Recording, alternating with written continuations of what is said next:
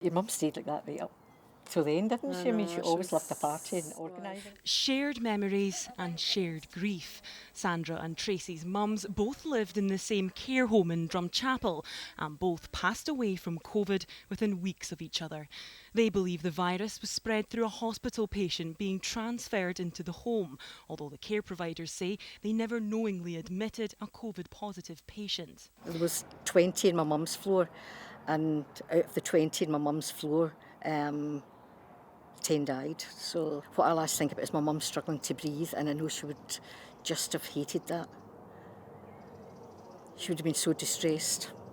When Tracy's mum's condition deteriorated, she had to fight to get her hospital treatment. I know for a fact, actually, because one of the doctors actually said to me, we're not sending the patients to hospital.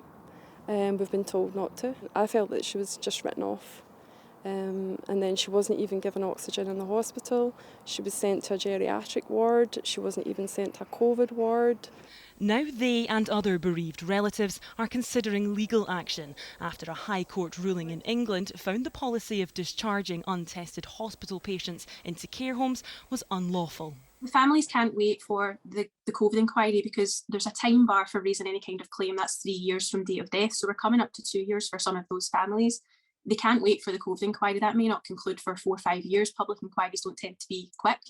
Between March and April 2020, almost 3,000 untested hospital patients and 75 known positive cases were discharged to care homes. Everybody was convinced that the NHS was going to be overrun. But what it showed was that the failure to involve and really engage the care home sector, to treat care homes as if somehow or other they were warehouses for overflow from the NHS, was deeply regrettable. And sadly, that attitude still remains. And in the early days of the pandemic, care staff risked their lives too.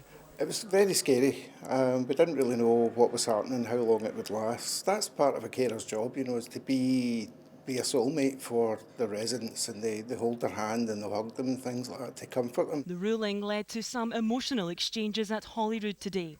Does the First Minister accept, in the words of the families affected and impacted, that this was a shameful, unforgivable criminal act that cost lives in Scotland? There's nothing anybody in this chamber will say to me that makes me feel the weight of these decisions any heavier than I already do and will do for every day of the rest of my life. For bereaved families, the unknown and pain is slow to heal. Laura Alderman, STV News.